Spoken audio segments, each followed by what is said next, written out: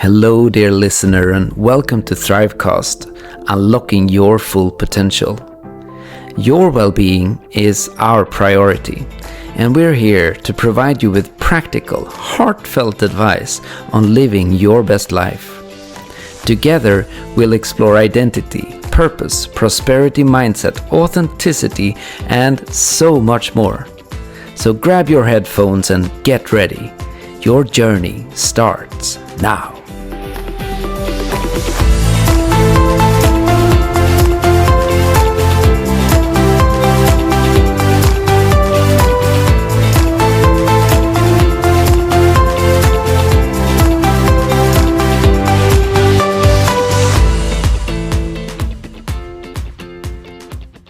So welcome everybody to ThriveCast, Unlocking Your Full Potential. I'm Oscar. I'm an emotional fitness coach, and I help people embody their higher self so they can live their true life purpose.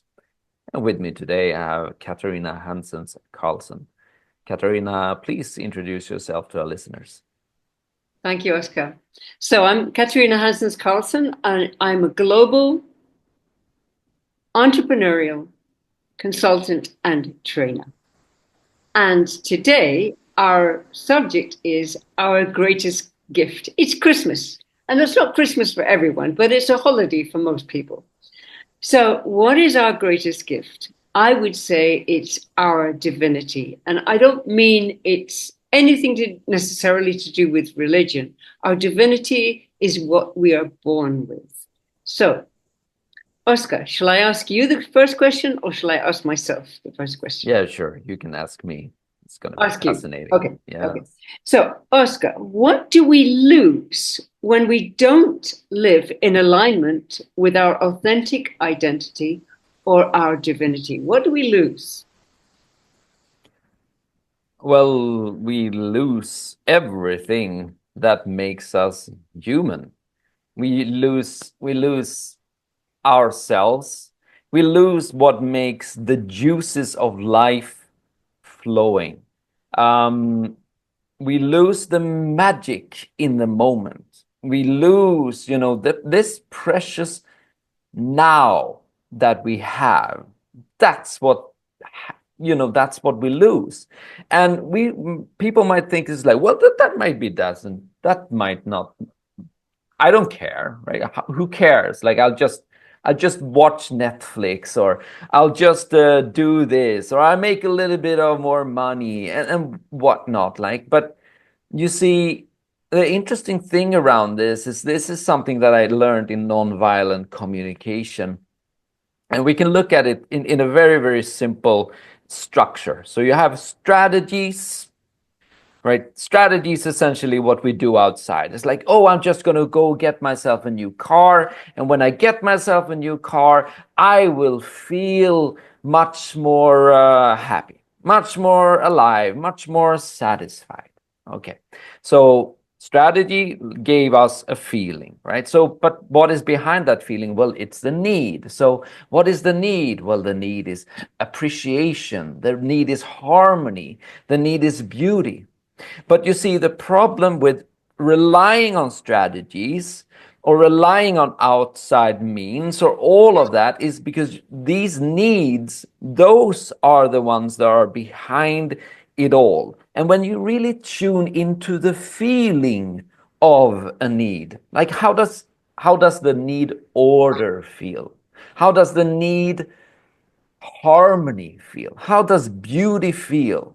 The words in themselves, but then you think about them, or maybe you feel them, or you even hear them in a song. And it's somehow when you feel that, you get connected to God. But if you focus on the surface all the time, then after a while, your soul will start to feel disconnected. It feels like there's no meaning, because the meaning of it all is to feel these higher, elated vibrations, because that is the ultimate nourishment for your soul. And every time that we disconnect from that, we feel loneliness, because essentially we are no longer home. Okay, so that's what we lose. We lose this thing that makes life worth living, which is these finer tuning vibrations and these utter moments that they bring into our life. But not only that, you see, when we tune to these beautiful vibrations, when we feel them in our entire body, will we imagine the things in our mind that gives us these vibrations, our world will start mirroring that back to us. So you will literally create this kingdom of heaven around you. It will it will just make the atoms around you to reconfigure themselves into the image that you carry within yourself, because you essentially are a god. That's what means you're a divinity, and you will feel the deliciousness when life start mirroring what you consciously conjure in your mind. You will love it, and that will make you would just want to create even more, consciously create even more out of the love and purity of your heart. So that's what you're losing, you see. That's what goes on when you think that there's an outside means that will somehow give you happiness, because God is within, God is all around you. But you need to tune into that finer feelings in the present moment, and that demands for you to literally let go of so much that you have been taught throughout your life. You need to re-educate yourself. That's what I wanted to say. Katarina, over to you. Thank you, Oscar. Yeah, I agree with you. Um, when we lose our divinity, when we lose our sense of self, we lose everything. And we have to be very, very careful, because we are dumbed down at schools. We are programmed. We are programmed in ways that we probably wouldn't believe. And so we live in times where we are in danger of losing our authentic identity, our divine identity. In ancient Greece, they said two things: one, know thyself, and two, nothing in excess. Well, isn't life about self discovery? And isn't it about life about finding out who you are, loving who you are, and nurturing this divine being within us? And I don't mean we all have to become religious, but divine is different. Divine for me means connected with nature, connected with the universe, connected with all that is, all humanity. And I mean humanity. I don't mean robots. So deciding who we are and living in integrity and in alignment with who we are, for me, is paramount. And this needs to be taught at school. Who are we? Who do we decide that we are? And who are we becoming as human beings? And are we risking our very humanity in this day and age? I think we are. Okay, next question. What is our true divine nature, and how do we find it? Yeah, I think I touched on that subject, but what is our true divine nature? Well, for me, it is this higher vibe life where you are so in tuned to the beauty, to the harmony, to the order, to the structure, to essentially like you're building either Shangri-La or you're building the kingdom of heaven within yourself. You have this beautiful structure in your either brain or in your whole body system that just shines with light. right? And it's the feeling into that, it's living that feeling of the moment and indulging in those frequencies, and then live, and then even taking action on those frequencies, and enjoying that work. That is service, right? Because you're doing essentially service to God, but you're doing a service to yourself, because you are providing the nectar for life to then later be experienced by you.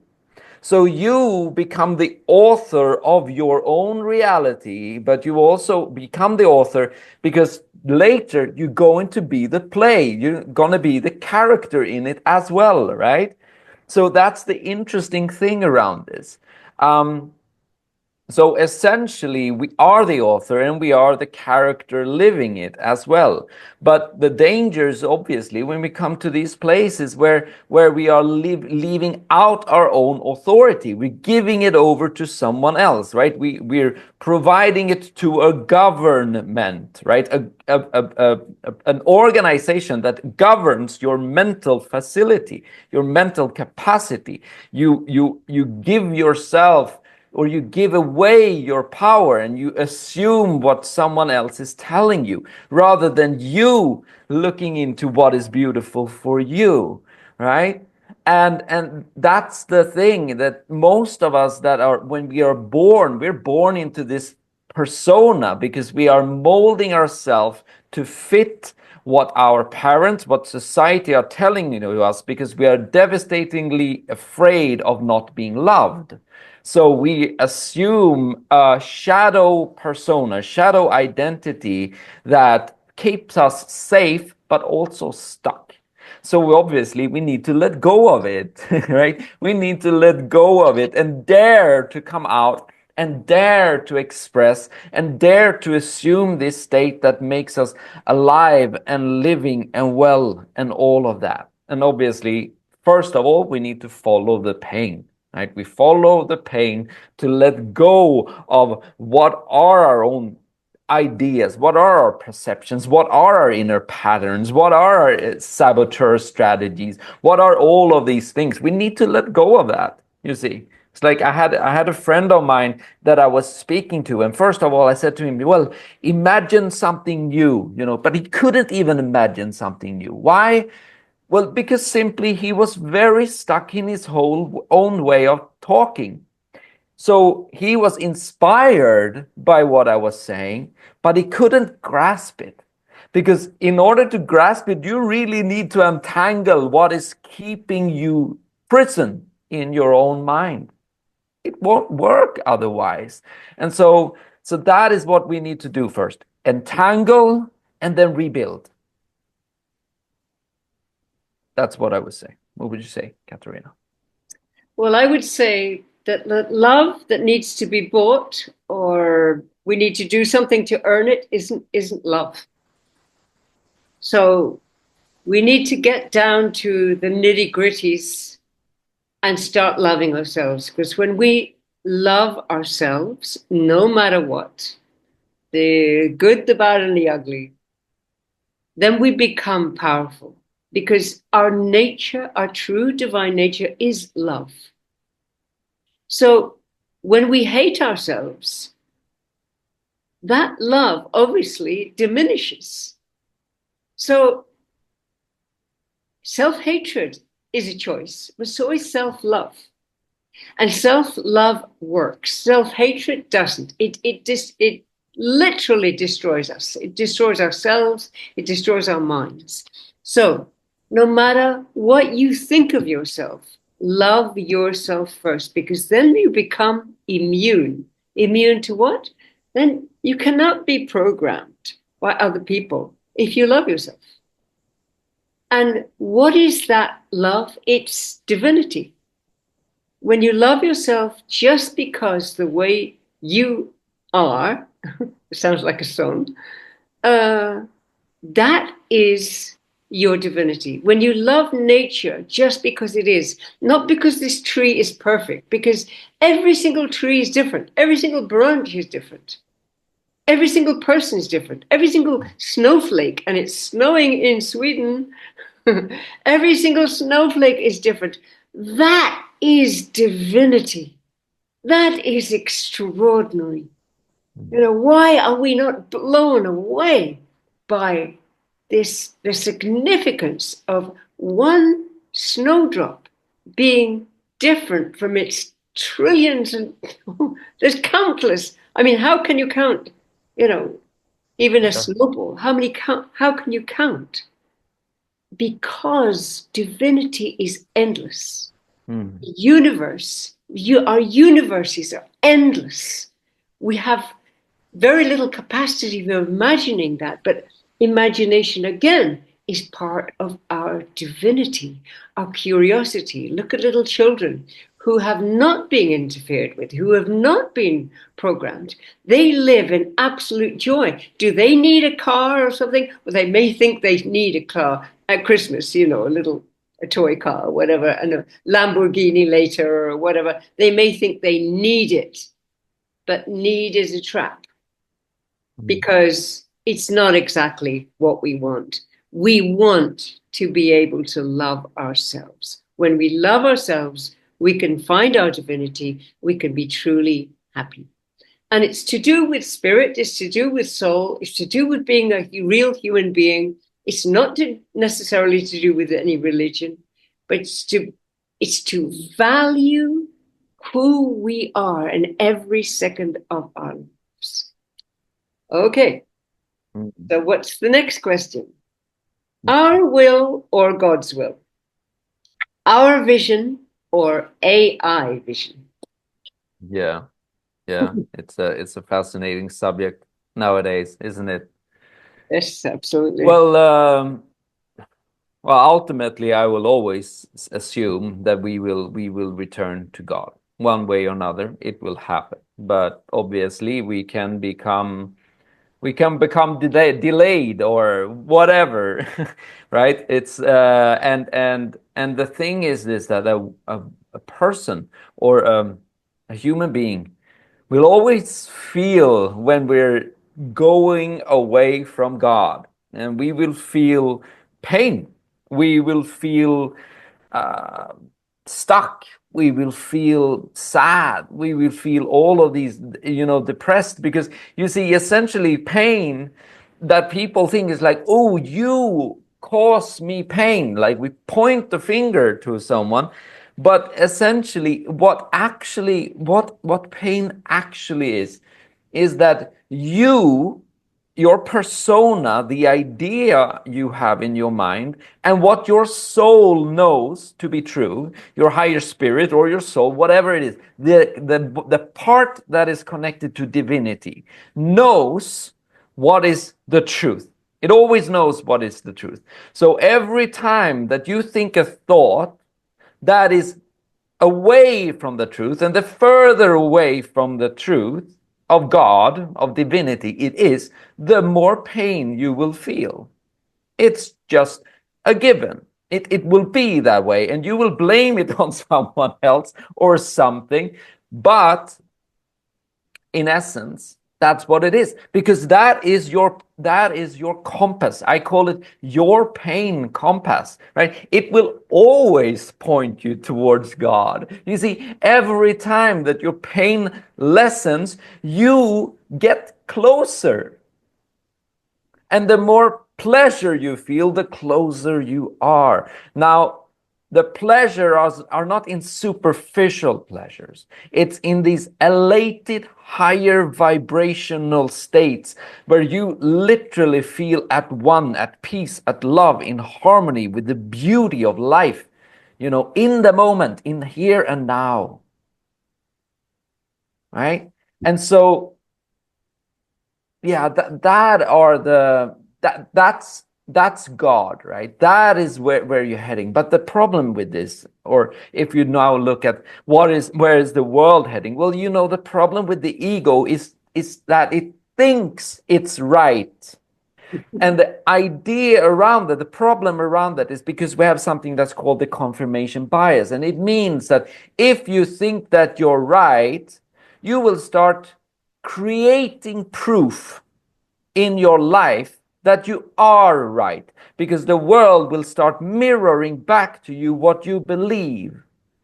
But it won't make you feel good. It will just confirm your feelings in the moment, because what you feel right now is something you will feel later on as well, because you are the creator of it. And so you will become, and you will look and you will point a finger at it. Look, I was right. And your ego will say, oh, I was right, because it loves to be right. Why? Because it keeps you safe. So the problem now is that people, if they put in chips in their body, or they put, or they have SSRIs, antidepressants or whatever, that regulates their hormonal system, so they start they no longer are in tune with their pain compass. That's when they dilute, they go away from God, but they don't even know that until their body starts breaking down. Because you see, the body is the last resort. You will get pain, you will get diseases, because you don't know any longer what to feel, because you're cut off from your own natural way of regulating rhythm in your body.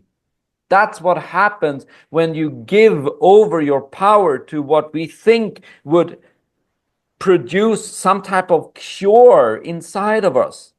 But we are the cure to ourselves, through our thoughts, through our feelings, through the elation in the present moment. That's how you cure yourself. You cure yourself by knowing that you already are cured here and now. Not tomorrow, not yesterday, now. Right? You say to yourself, I'm healed now. Not I'm healing, you're just going to get more healing. You're healed now. All right? So that's the whole thing around it. If you give it over to someone else, you will get proof of it, but you will feel bad, right? But when you move towards God, when you follow your soul, when you follow your spirit, you will know for a fact. You will know God, because you will see it mirrored to you, and you will feel the deliciousness of how life unfolds according to the conscious creation of your mind. Yes. What would you say, Katarina? Okay, Oscar. So, God's will or our will? Well, for me, there is no difference, because we have free will. And we are supposed to explore this reality. So, anything that we want with all the will of our being, God does not oppose. Right? Because we are aligned with God. So we are supposed to explore our reality, explore our love. And God didn't write a load of rules about how to live our lives. God did not. I mean, there are Moses' laws, etc., and we've interpreted them. But in the beginning of creation, God didn't sit down and say, hey, everybody, this is what you do, and this is what you don't do. Religions have created that. Churches have created that. Why? Because they want control. But we are born with free will, and our will is essentially aligned with God's will. And the more joy, the more love we feel, the more truth that we are aligned with, the more we are aligned with God's will as well. So, our vision or AI vision, AI isn't evil, but human beings invented evil. God did not create evil. It would be like God creating the Antichrist. God did not create God is God, right? The intelligence of multiple universes. It's beyond, in a way, it's beyond human understanding, but it's not beyond divine understanding. So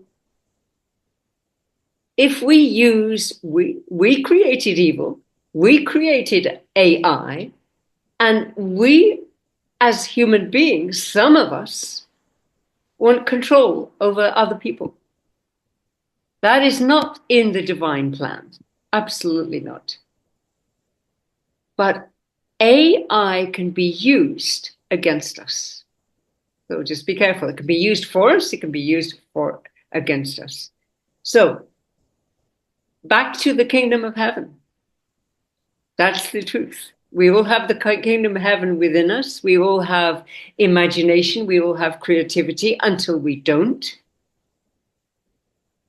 So it's up to us to generate the vision, to generate Shambhala, to generate the kingdom of heaven on earth. It's up to all of us.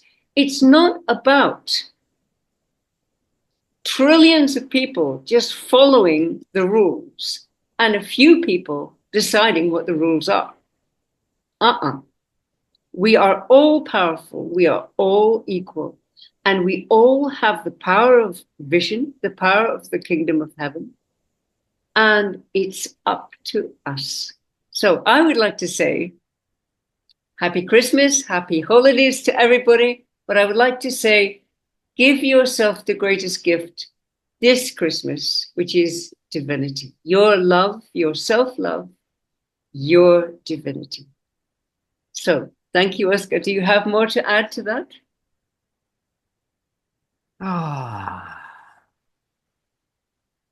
There was definitely something that was just popping it into my mind as well.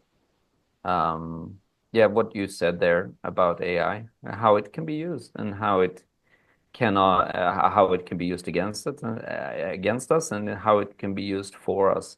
The what is going on right now, it's almost like the AI is scouring the internet, right? And it's just finding out what is the like it tunes into the mega consciousness of humanity, and it takes everything in, and that's where you find everything. You find the shadow and you find the light. So we have an absolute opportunity as humanity, where we are able to really, first of all, synthesize so much of what we have discovered from this direction or from that direction, and we can cross-pollinate this and make something truly unique. And that is already happening with ChatGPT in so many ways, and people are using it for probably all kinds of creations. And you know that's the beauty. It's like this the enormous creativity that exists in this world. When we unleash the power of our mind and then start to see these creations, these very creations coming to life, then we start to become so overjoyed by how everyone is contributing to the beauty of life, right? We start looking with other eyes on our world, and we start becoming appreciative of what we're seeing. You see, it's about this mental flip where we're going from comparison or judgment or ideas of how it should be to the part where we're more like, wow, so wonderful. Thank you for showing me that. Thank you for showing me the feeling around that. And let me now tune into that feeling and even conjure that even more in my life. So I got to see even more of that, right? And so as human beings build upon this beauty of the feeling within ourselves, it's a law for us to see that more and more unfolding in our life. It's just a given. And that's the power of us. You know, that was what I wanted to say. You do not need something external in order for you to feel great. You see, you can create anything you wish to experience by simply being with it in your mind, but you need to trust it. You cannot doubt it. But the more you will see proof of it, the less you will doubt it, and the more you will see it occurring in your life. So, as Katarina said, I would love I would like to thank everyone for listening to us this time, and wish you all a Merry Christmas, and really, yeah, take in that holiday spirit, right? Take in those higher vibrations. Listen to those songs, because they matter. They literally materialize. When you joyfully love what they are saying to you and you feel that inside of yourself, you will experience it more in your life. So, Merry Christmas, everyone. This was very nice to talk to you. Take care. All right, we should tell maybe, how do people find you, Katarina? Yes. So the best way is LinkedIn, Catherine Carlson. You can also reach me on LinkedIn at Katarina Hansens Carlson. The best way to reach me. And you, Oscar? Yes. You find me on realitydecoding.com. I also have a Facebook group called Live Your Purpose, and on YouTube as Oscar Nygren. Yeah, that's it. Take care, everyone. Merry Christmas. Merry Christmas.